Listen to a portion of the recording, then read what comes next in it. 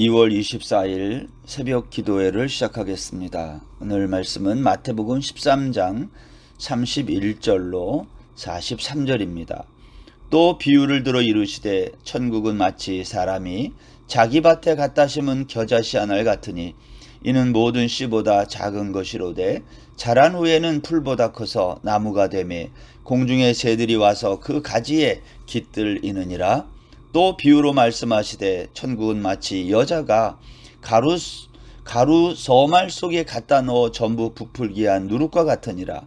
예수께서 이 모든 것을 우리에게 비유로 말씀하시고 비유가 아니면 아무것도 말씀하지 아니하셨으니 이는 선지자를 통하여 말씀하신 바 내가 입을 열어 비유로 말하고 창세부터 감추인 것들을 드러내리라 함을 이루려 하심이라. 이에 예수께서 무리를 떠나사 집에 들어가시니 제자들이 나와 이르되 밭의 가라지의 비유를 우리에게 설명하여 주소서. 대답하여 이르시되 좋은 씨를 뿌리는 이는 인자요 밭은 세상이요 좋은 씨는 천국의 아들들이요 가라지는 악한 자의 아들들이요 가라지를 뿌린 원수는 마귀요 추수 때는 세상 끝이요 추수꾼은 천사들이니 그런즉 가라지를 거두어 불에 사르는 것 같이 세상 끝에도 그러하리라. 인자가 그 천사들을 보내리니 그들이 그 나라에서 모든 넘어지게 하는 것과 또 불법을 행하는 자들을 거두어내어 풀무불에 던져 넣으리니 거기서 울며 이를 갈게 되리라. 그때의 의인들은 자기 아버지의 나라에서 해와 같이 빛나리라. 귀 있는 자는 들으라. 아멘. 마태복음 13장 이야기는요, 천국 비유 이야기입니다. 천국 비유 이야기를 예수님이 하시는데 세상 속에 있는 천국의 모습을 예수님께서 이제 설명하고 있는 거죠. 세상 속에 있는 하나님 나라 백성의 존재 방식이 뭐냐, 그런 이야기를 이제 비유로 들어 말씀하고 있는 겁니다. 그런데 이 13장의 천국 비유 이야기의 시작은 씨 뿌리는 자의 비유 이야기로 시작합니다.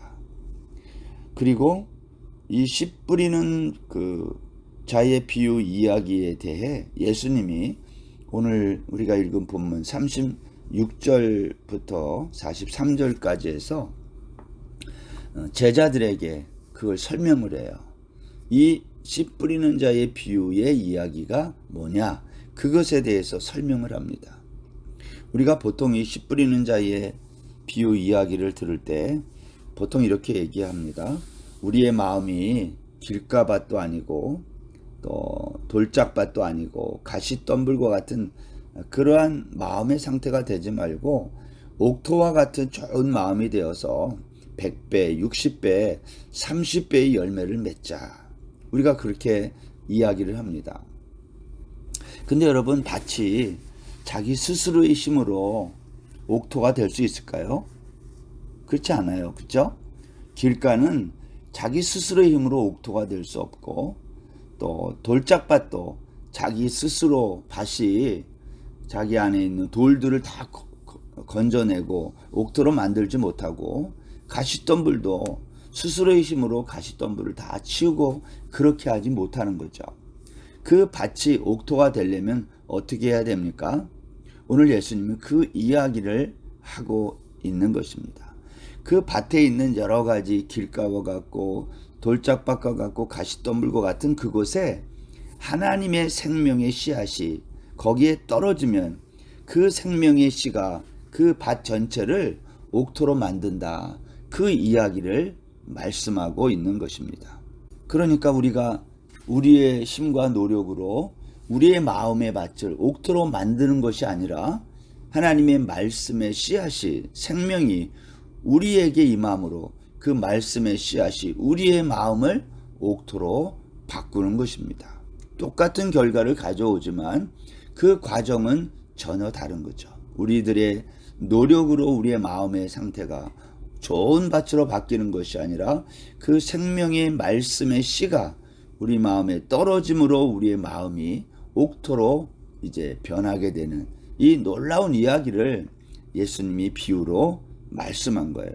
그리고 오늘 본문에서 그 비유에 대한 설명을 이렇게 말씀하는 겁니다. 오늘 본문 36절을 보세요.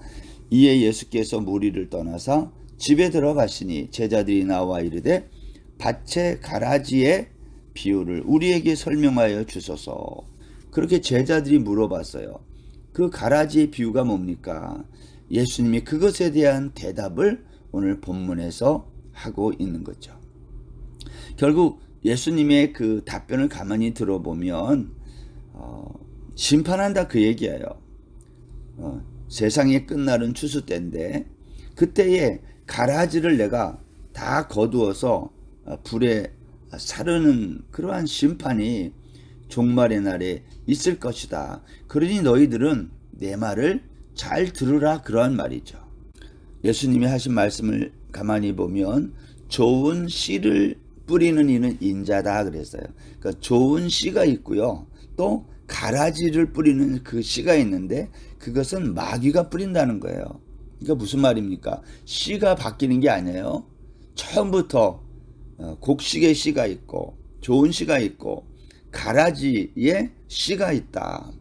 예수님은 처음부터 그것을 말하고 있는 거죠. 여러분, 세상은 창세기로 돌아가 보면 셋의 후손과 또 가인의 후손이 처음부터 그렇게 나눠지잖아요.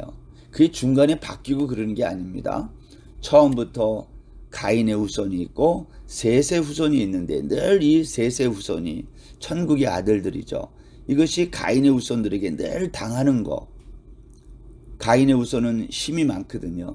힘의 원리로 살아가는 그 가인의 후손들에 의해서 셋의 후손 하나님의 백성들은 늘 그 힘에 눌림을 당하고 당하면서 사는 거예요. 이스라엘 백성들이 애굽 땅에서 노예로 사는 것도 마찬가지예요. 바벨론에 또 노예로 잡혀가잖아요. 포로로 잡혀가잖아요. 하나님의 나라 백성은 늘 원리적으로 그렇게 세상의 힘의 원리를 추구하는 이 세상 사람들에게 당하면서 산다. 그러면 그 하나님의 나라 백성들은 이 세상에서 어떠한 방식으로 존재해야 되느냐? 오늘 그 이야기를 예수님이 비유로 말씀하는 거죠. 세상 속에 있는 하나님의 나라 백성들의 존재 방식이 뭐냐? 그게 오늘 31절부터 시작되고 있는 겨자씨 비유, 누룩의 비유라 이렇게 말할 수 있는 거죠. 이 겨자씨의 비유와 누룩의 비유를요, 어제 말씀해 보면 그 추수 때까지 가라지를 남겨두었다가 뽑으라고 하는 이 심판 이야기 바로 뒤에 이 이야기를 하고 있는 것에 주목해야 합니다. 그러니까 겨자씨와 여기 오늘 누룩 비유의 이 두 이야기는요, 하나님의 나라에 그 사는 사람들, 백성들은 이 세상에서 어떻게 사는가? 예, 거의 존재의 의미가 없이 산다 그 뜻이에요. 결국 마지막 날 중요한 게 뭐냐면 가라지를 심판하는데, 그러나 힘이 있는 가라지는 이 세상에 존재할 때는 그들의 힘을 자랑하고 의시되고 그렇게 살지만 그 정반대에 하나님의 나라 백성들, 겨자씨 또 누룩, 이러한 존재로 사는 교회와 이 땅의 백성들은 이 세상에서 있는지 없는지 모를 정도로 그렇게 묻혀 산다는 거예요. 우리가 그러한 생각을 하면서 이 비유를 조금 더 보겠습니다. 여기 31절에 보면 또 비유를 들어 이르시되 천국은 마치 사람이 자기 밭에 갖다 심은 겨자씨 한 알 같으니. 겨자씨 아주 작은 씨를 말하는데 그것도 한 알, 보이지도 않는다는 거예요. 없는 것과 같다는 거예요. 그런데 이 겨자씨가 작지만 자라나서 나중에는 나무가 된다는 거예요. 큰 나무가 되어서 공중의 새들이 와서 그 가지에 깃든다. 제가 한번 질문을 해보겠습니다. 이 겨자씨 비유에서 겨자씨를 말하려고 하는 걸까요? 겨자씨가 자란 다음에 겨자 나무를 말하는 걸까요? 어디에 강조점이 있다고 생각합니까? 하나님 나라 백성이 이 세상에서 존재하는 방식을 비유로 설명한다는 것을 생각해 보면 여기에서 우리는 겨자 씨를 생각해야지 겨자 나무, 큰 나무가 되어서 그러한 힘을 자랑하는 그러한 것을 생각하면 이 비유를 오해하는 거예요. 예수님께서 왜 비유로 설명한다고 말씀했어요? 알아들을 사람만 알아듣도록. 여기에 이제 아주 중요한 강조점이 있는 거죠. 비유는 못 알아듣는 사람이 있다는 거예요. 우리가 이 땅에 살면서 누가 무슨 이야기를 할 때 다 알아듣나요? 아니에요. 알아들은 것만 알아들어요. 하나님 나라의 비유의 말씀을 알아듣는 사람이 있지만 그렇지 못하는 사람이 있다는 것을 예수님이 전제로 하면서 이 비유의 말씀을 하고 있는 겁니다. 그래서 이 겨자씨 비유의 이야기에 근거가 있어요. 이게 뭐 갑자기 튀어나온 얘기가 아니라 이것은 구약 성경에 나와 있는 이야기를 예수님이 갖다 쓰신 건데요. 에스겔서 31장에 가면 백향목 같았던 애굽에 관한 이야기를 성경이 말합니다. 거기에 10절 말씀부터 제가 좀 읽어보겠습니다. 그러므로 주 여호와께서 이같이 말씀하셨느니라. 그의 키가 크고 꼭대기가 구름에 닿아서 높이 솟아났으므로 마음이 교만하였은즉 내가 여러 나라의 능한 자의 손에 넘겨줄지라. 그가 임의로 대우할 것은 내가 그의 악으로 말미암아 쫓아내었음이라.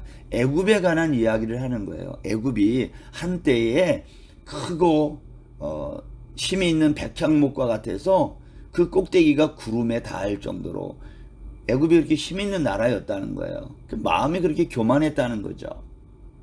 그런데 12절에 보면 여러 나라의 포악한 다른 민족이 그를 찍어버렸으므로 그 가는 가지가 산과 모든 골짜기에 떨어졌고 그 굵은 가지가 그 땅 모든 물가에 꺾어졌으며 세상 모든 백성이 그를 버리고 그 그늘 아래에서 떠나매 공중의 모든 새가 그 넘어진 나무에 거주하며 모든 짐승이 그 가지에 있으리니.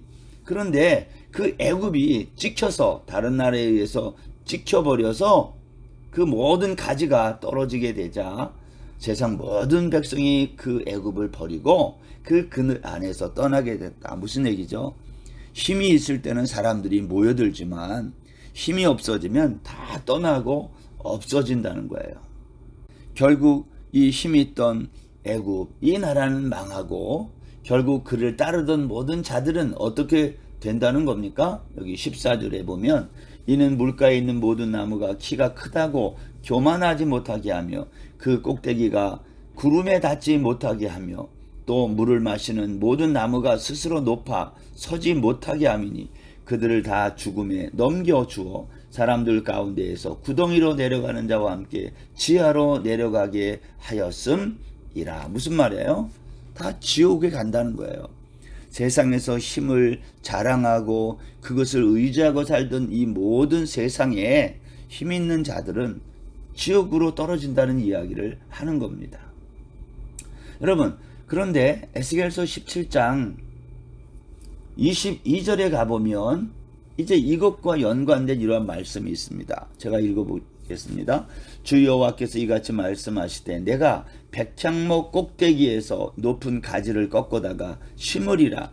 내가 그 높은 세 가지 끝에서 연한 가지를 꺾고 높고 우뚱 솟은 산에 심되 이스라엘 높은 산에 심으리니 그 가지가 무성하고 열매를 맺어서 아름다운 백향목이 될 것이요 각종 새가 그 아래에 깃들이며 그 가지 그늘에 살리라. 들의 모든 나무가 나 여호와는 높은 나무를 낮추고 낮은 나무를 높이며 푸른 나무를 말리고 마른 나무를 무성하게 하는 줄 알리라. 나 여호와는 말하고 이루느니라 하라. 여러분, 오늘 에스겔서가 말하는 이야기가 뭐죠? 백향목과 같이 힘이 있는 그 가지.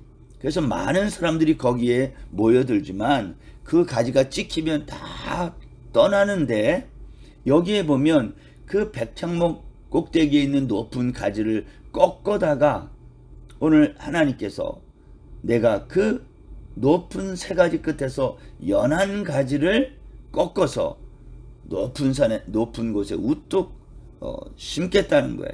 그 산이 어디예요? 이스라엘 산. 여기에 나와 있는 연한 가지가 뭐겠어요? 연한 가지. 겨자씨와 연한 가지는 통하는 이야기거든요. 있는 것도 아니고 없는 것도 아니고 보잘것없는 그 연약한 겨자씨 하나, 연한 가지가 이제 이스라엘 높은 산에 심겨서 이제 그것이 크게 자라난다는 거 아니에요. 근데 여기에서 강조점은 뭐겠어요?